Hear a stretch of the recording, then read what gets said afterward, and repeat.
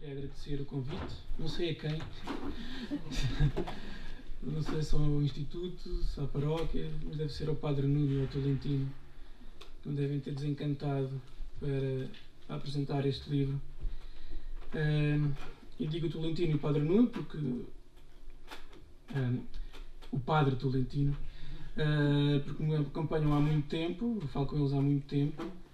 Aliás, com o Padre Tolentino mantenho há muito tempo um debate, às vezes até no jornal. E eu percebo porque é que me convidaram, porque este livro é a minha cara. Lida com um tema que me diz muito, sobre o qual eu escrevi já várias vezes, em crónica, em ensaio, até numa homilia num templo protestante, e que é o seguinte: se bem se lembram, há cerca de um ano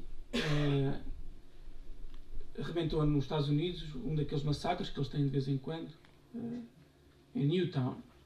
O miúdo pegou uma AK-47 e começou a descarregar balas em cima de toda a gente.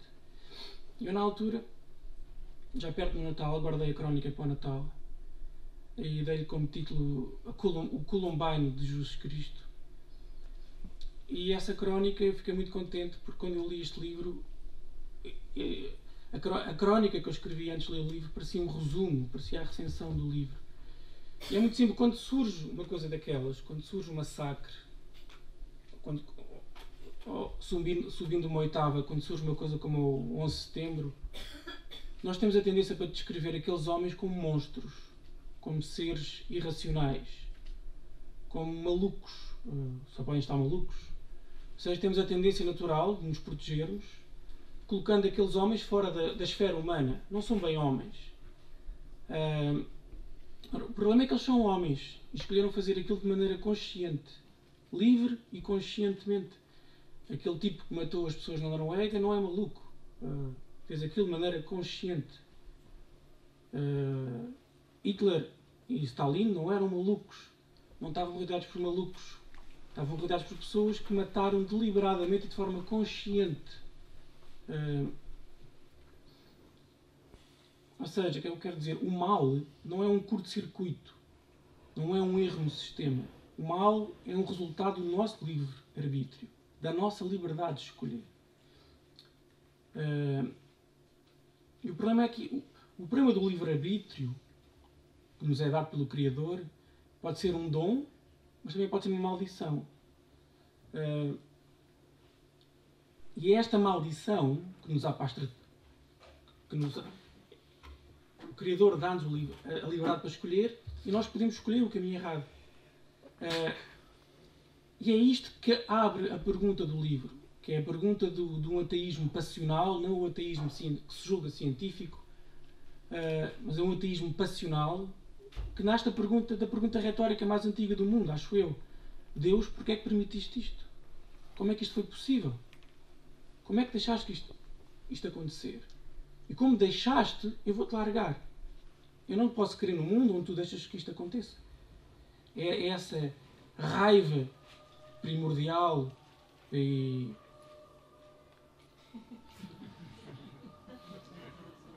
que está na base do livro e que o Alick tenta chamar para que tenhamos atenção a essa raiva. Mas também há outro lado. É uma raiva justa, tudo bem, mas apesar da aparente bondade dessa raiva e da pergunta: porque é que permitiste isto, Senhor? Esta pergunta é muito perigosa, porque parte do pressuposto que nós somos títeres de Deus, que nós somos meros carrinhos e o Altíssimo está lá em cima a telecomandar-nos. Ora, se Deus... A minha fé depende de uma coisa, e julgo que é a fé da maior parte das pessoas que aqui estão. Deus, para ser Deus, está lá para nos dar o livre-arbítrio, para nos dar a liberdade de escolha. Não está lá para nos telecomandar durante a vida. O meu Deus não diz submete-te, diz escolhe, decide. E és tu que decides. Tens 3 portas, escolhe. E lá está. Uma das portas é trágica. E nós nunca sabemos o caminho. Mas Ele não está lá para nos ajudar. E quando falhamos, e quando há os 11 setembros e por aí fora, Ele não está lá. Há um silêncio. E é esse silêncio que leva as pessoas a dizer: porquê que deixaste que isto acontecer? Não tinha que dizer nada. Eu dei-te a liberar e tu escolheste. Agora, como dizia a minha avó, amanha-te. Porque isto é muito importante. Porque um mundo onde o homem não tem um livre arbítrio para escolher os seus caminhos é um mundo onde não existe liberdade. É o mais importante. E mais do que isso, é um mundo onde não havia fé. O choque, o escândalo paradoxal da fé é acreditarmos numa coisa que está calada o tempo inteiro e que não está ali. Olha, tens este caminho, tens que ir para A, para Z, para B. Não. Deus não é um Estado, não é um mordomo que nos ensina a cada passo. Deus não é um protetor universal que impede o mal de entrar. Não é nada disso. E a fé, o choque da fé, o escândalo da fé, é isso. É acreditar nesse silêncio que às vezes é absurdo. Mas a fé é isso mesmo. É acreditar nesse absurdo. É fecharmos os olhos e darmos o passo. E o mal, repito, o mal não é um curto-circuito provocado por maluquinhos. O mal é o preço a pagar por esse dom que é a liberdade de escolha. É um dom, mas também pode ser uma maldição. Eu gostei imenso do livro. E é pena que ele às vezes perca um pouco o fio à meada e vá por caminhos, perde muito tempo em outras divagações.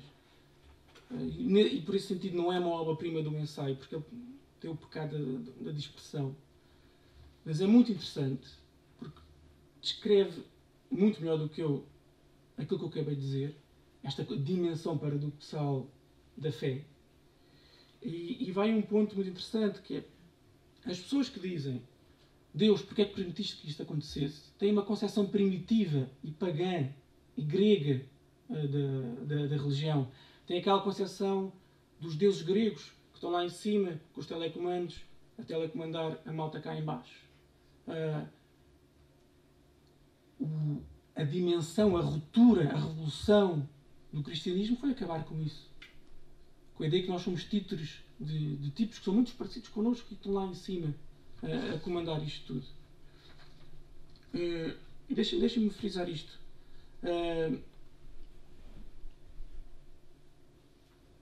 Este medo que o silêncio de Deus emite, e é medo mesmo, às vezes nós temos a tendência para usar eufemismos como assombramentos. É um medo enorme perante estarmos sozinhos e com a maldição do livre-arbítrio, e que nos abre a possibilidade da tragédia. Essa, apesar de ser uma maldição e provocar este medo, é a essência da nossa fé, da minha fé, pelo menos. E eu acho que o Alick vai buscar isso muito bem. E há outra parte, um segundo ponto muito interessante, tem a ver com a figura do Zaqueu. E é muito importante porque, não vou estar aqui a dizer quem é o Zaqueu, é aquele indivíduo que está na árvore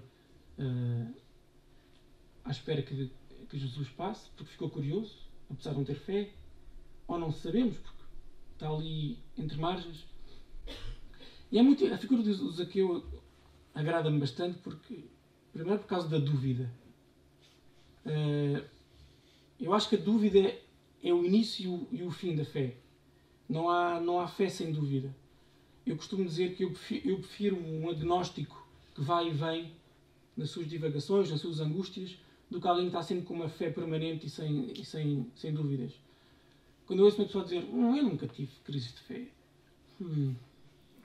essa pessoa não me interessa muito, porque tem uma vida espiritual, parece aquelas linhas do médico quando o coração para... Eu interessa muito mais as pessoas... O meu caminho é esse. Eu venho do Sul, onde a fé não é muito forte. E as minhas primeiras leituras, quando era miúdo, foram Nietzsche. Não ajudou. Eu tenho feito esse caminho, em direção à fé. Mas continuo a achar que é na dúvida que está muita coisa.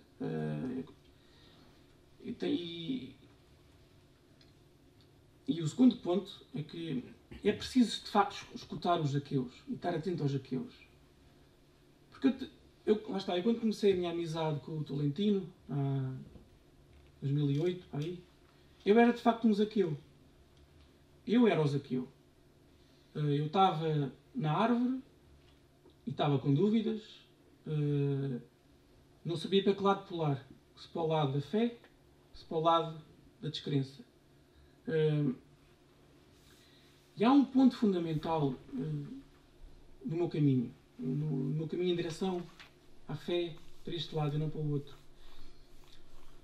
É que do outro lado há uma incapacidade para o diálogo. Há uma arrogância profunda. Profunda. E foi deste lado que eu encontrei uma disponibilidade para o diálogo. Para a conversa. Com o Dom Manuel Clemente, com o Tolentino, com a minha mulher, com o Padre Nuno, com muitos outros católicos, inclusive padres com quem eu troco mails. E foi deste lado que eu senti o coração aberto. Senti uma disponibilidade para a conversa. E mais do que isso, foi deste lado que eu senti menos vontade de me converter. Do lado do ateísmo, do ateísmo científico, ou melhor, do ateísmo que se julga científico, não deste ateísmo passional que eu descrevi há pouco. Há uma vontade tremenda de converter as pessoas à força. Isso é bom que hoje em dia, ao contrário daquilo que as pessoas pensam lá fora, a tolerância está do lado dos católicos e não está do lado do ateísmo ou dos laicos. Nesse sentido, continuem a escutar os ateus, continuem a puxá-los de mansinho para este lado, porque é muito, muito importante. Mas também, deixem-me acabar com uma nota retorcida, é que os ateus, eu nunca serei um paroquiano típico, normal. Eu não seria... Os ateus não constroem igrejas. Os ateus não constroem comunidades como estas que aqui está. E, portanto, o desafio é encontrarmos o núcleo, que são vocês, a maioria de vocês que aqui estão, o núcleo duro, que não mexe, que não pode cair no relativismo, e o núcleo que tem a força da gravidade que permite que as margens, que os ateus orbitem nas margens. E deixa-me terminar com uma conversa recorrente que tenho com o meu amigo Tiago Cavaco, que é pastor batista. Se tudo correr bem, será a grande figura do protestantismo português da minha geração, de certeza, e durante muitas décadas. E ele está sempre a tentar, vem para a minha igreja, vem para lá, não sei o que. Não, Tiago. O exército do Senhor, acho eu, precisa de dois tipos de soldados. Há o soldado de linha, que tem o uniforme, que aparece lá todos os dias, sobretudo ao domingo. E depois há outro tipo de soldado, que anda à paisana, que anda por aí, nos paradoxos, entre as margens. Apesar de saber que de margem mas acho que o Senhor precisa de agentes à paisana por aí. Bom,